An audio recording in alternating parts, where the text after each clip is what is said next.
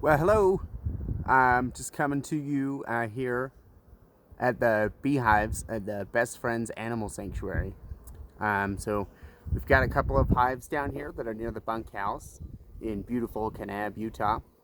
And right now, the sanctuary is actually closed to all guests and visitors because of this COVID pandemic. So um, since we can't have people come and see the hives live and in person, I thought it'd be fun to do a virtual inspection where I'm going to go through this hive right here and I'm going to kind of talk about what I expect to see in a healthy beehive at this time of the year. So I'm just going to jump in here and get going, and I'll just try and point out some interesting things along the way. Okay? So we've got this is called the top cover right here. It's the outer cover of the beehive, and it helps to insulate the hive. So first thing, I'm going to set that aside. And periodically, as I go through the inspection, I'll take the time to grab the phone and kind of pull it towards the hive and show you what I'm seeing. But we'll just kind of go one at a time here. So we'll get our inner cover off. And the inner cover, again, just provides a little bit more of that insulation so that the bees don't have as tough of a time keeping their hive warm. Now this hive has a lot of bees in it. You can see they get on the underside of the inner cover there. And even better, this is where I'll kind of show you guys what the top of the hive looks like, is we've got quite a few bees in here. And they're actively making honey, which you can see on these frames here. And that's exciting. Now this hive is one colony, and right now there are 3 boxes deep. So there's bees on all of these frames, but typically the top box here is what the bees will store their honey in. And so with that, I'm just going to take a quick peek in there and see how these frames are looking. And it's nice to have honey. We really like to see honey because that means that the bees are actively storing their food. It means that there's not a shortage around there, and it means that they're growing, which is awesome. We love to see those things. But really what we're looking for when we do an inspection at this time of the year is we want to make sure that our queen bee is alive and well. And with that many bees inside the hive, 3 boxes deep, all full of bees, it's really hard to find just the queen. We may see her, and if I do see her, I'll point her out and show it to you. But if we don't, what I really want to see is signs that she's alive and well and doing her job. So I'm going to look for all of the stages of development, from egg to larva to pupa, and hopefully we might even see some bees that are actively hatching. And if I see all of those things, that indicates to me, the beekeeper, that our queen is alive and well. I don't necessarily have to see her. It's fun when we do, but I don't have to. So let's take a look.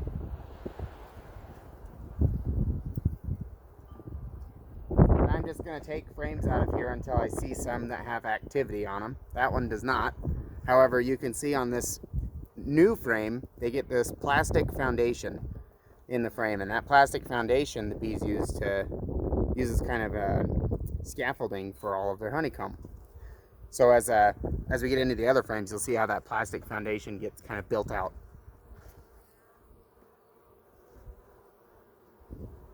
This frame, in comparison, is an empty frame that does not have the foundation on it. And you can see the bees have a little bit more work to do on this one. But in the fall, when we harvest honey, a frame like this can be used to make nice cut comb honey because there's no plastic in the middle. You can just cut the squares out right here.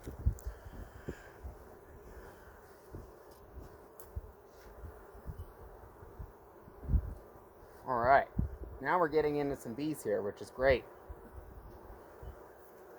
And not only are we getting into bees, but we're getting into freshly drawn out honeycomb. You can tell that it's freshly drawn out because it's got this nice soft white appearance to it. So if you look right in here, maybe, very nice soft fresh white appearance. The wax itself is very soft to the touch. And on this frame in particular, I'm not sure if you can see, there's a shine in the bottoms of those cells, but that's all nectar that these bees have brought back to the hive. And in time, they'll cure that nectar, they'll evaporate it, and it'll eventually become honey. When it becomes honey, they put a cap on it and it kind of seals it away like they're canning it. Now the other side of this frame, just to show you again, is that yellow foundation. They haven't worked on it yet. See that? How that's different? There's that fresh honeycomb. So this looks great. Let's see if we can't find some finished honey. Get my hive tool. I'd be lost without it.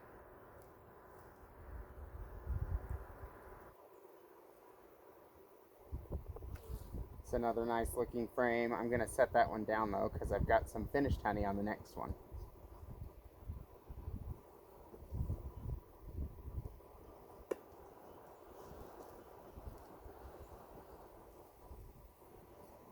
So this frame is a great example of some honey that's almost done.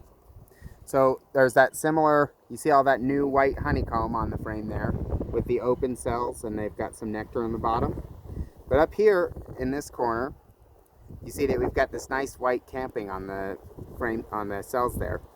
And that's what bees do to those cells when they know that the honey is done and at the right consistency.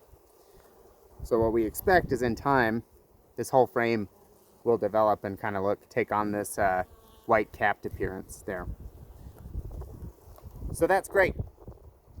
Our bees are making some honey. So now what I want to do is I actually want to take a bit and see if there's any activity of the queen up here, and just to rule that out. I don't like to have her up in the third box if we can avoid it, but sometimes she makes her way up here. And in this case, she has. And so this is part of what I was talking about just a bit ago, is that the bees will use this honeycomb to lay all their eggs, and that's what I'm looking at as I inspect the comb. So I want to see stuff that's actually not necessarily honey. I want to see developing bees, because that tells me that the queen's in good health. So on this frame in particular, you can see we've got a lot of capped honey up here at the top, but then as you come down here into the bottom, the caps of the cells take on a different appearance, and they look almost bubbly, and they're raised a bit. And actually what those cells are right here is all developing bees. Those bees are within a week of hatching out of that cell and being a fully developed bee. If you look, and I'll try to show this to the camera here. I'm not sure that we'll see it very well, but if you look on the bottom of this frame, you can actually see some of those developed bees hatching out of the cells. So right there in the middle, I'll try to get it in focus, you can see the bees chewing their way out. That's awesome. These are bees that are just coming onto the scene, and that's exciting. So I like to see that. But what I also want to see is I want to see the younger stages of development with the bees too. Just because we see that larva, or those pupa, excuse me, chewing their way out of the cells does not mean that necessarily our queen is still alive and well. It means that she was alive and well 21 days ago, because 21 days is the time that it takes for a worker bee to hatch out of one of these cells like you just saw. So that's 21 days ago the queen was there.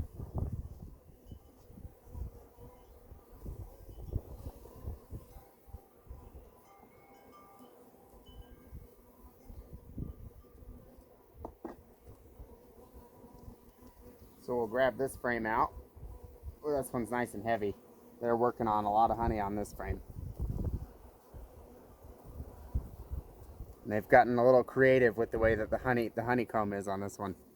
You can see there's all kinds of twists and caverns on it. Okay, so now what I need to do is I need to scooch these frames back together the way that I found them. And then I'm going to take this top box off, and I'm going to look at the brood nest that's down below. And I say brood nest, what I'm referring to is the area in the lower part of the hive that's in the next box down.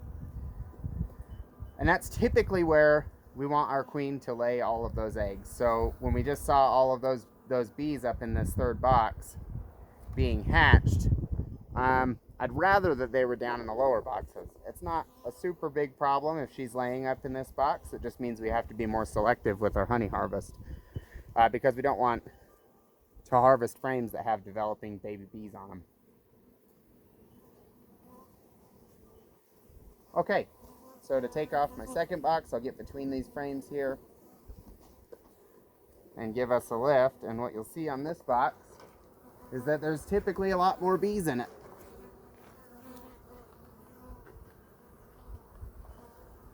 And that's because this is where the real work of the hive is done. So let me show you guys this side, and you'll see lots more bees in here. They're covering and using up all of the frames, which is great to see. Nice coverage. This is a really big, healthy hive. Now, I'll just tell you as I go in, when I'm inspecting the hive, what I do is I first pick a side and start inspecting there. So on this hive, I'm going to start right here. And what I expect is that there's going to be honey and resources on this outside frame, as well as this outside frame.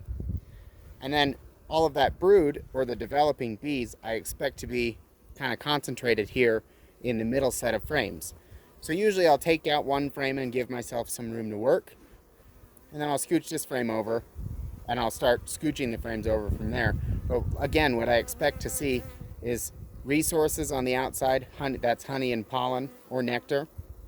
And then I expect to start seeing that life cycle, that brood development as I get into these further frames here.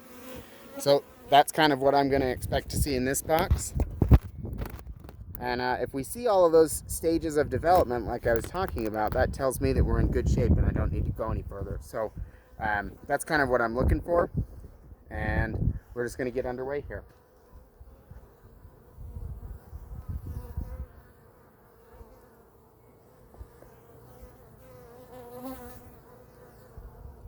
Pulling out that first frame again so I can give myself some space to work in.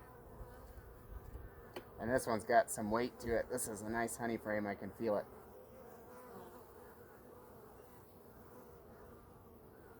We'll pull it up. And yeah, look at that. Plenty of nectar, capped honey, all of that shiny stuff. Now, what you're seeing on this frame, you'll note that it's a little bit darker. It's not that white, clean honeycomb I was talking about earlier. This is just older honeycomb. And as the bees use the comb and they recycle it, they actually replace that beeswax with a substance called propolis. That's this kind of brittle protein structure that they make out of plant resin. It's just a more permanent solution, and then the bees can reuse all that wax that they clean up off of these cells. So kind of a neat difference there that you see. All right, so that one was honey and resources, just like we thought. And then this next frame is usually a mix. Sometimes this one's honey and resources, and then other times it's not, depending on what's available. And in this case, it's another really nice, beautiful honey frame. Look on that side as well. Plenty of good-looking honey there. And it smells great. The nectar from these cells that are open is just really fragrant. It smells so good.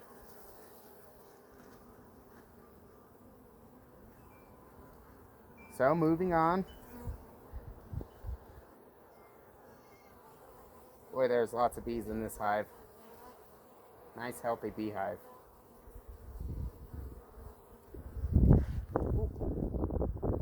Got a little sting there. When I usually get stung, my best action is to go ahead and dust myself off a little bit with the smoker. And it kind of covers up some of that alarm smell. Also, get the stinger out first thing, and you'll save yourself some pain.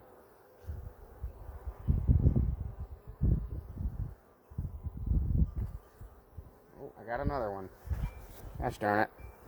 Hold on. Alright, had to get my smoker lit. Actually, smoke helps, believe it or not. And it had died since the last time, so gonna calm him down just a little bit. Give him some smoke.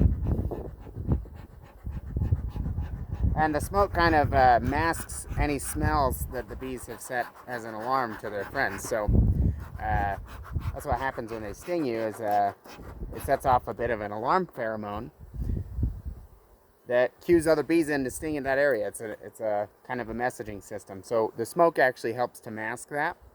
And when we do get stung, it's good to get some smoke or some other, wash your hands or something to get that smell off, so that the bees aren't so irritated when you reach back into the hive.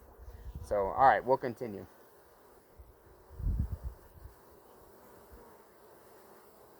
And here, as we see, kind of what I was expecting is that we're getting into that brood nest again. So we're seeing some developing bees here on the edges.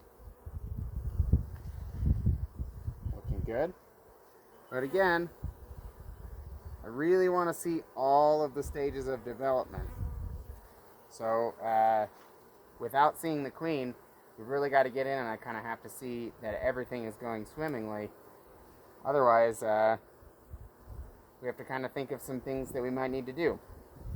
And I trust that this queen's alive and well, because there's so many bees in this hive, and it's just so strong and healthy. But it's always good to just check off those boxes and make sure that we've got what we're looking for in here.